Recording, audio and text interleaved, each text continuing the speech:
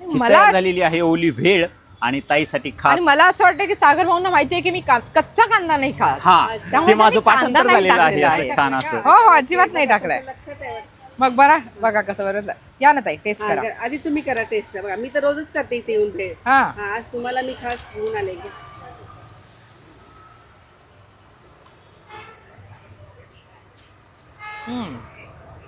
कशी आहे पहिली टेस्ट तशीच टेस्ट आहे ना?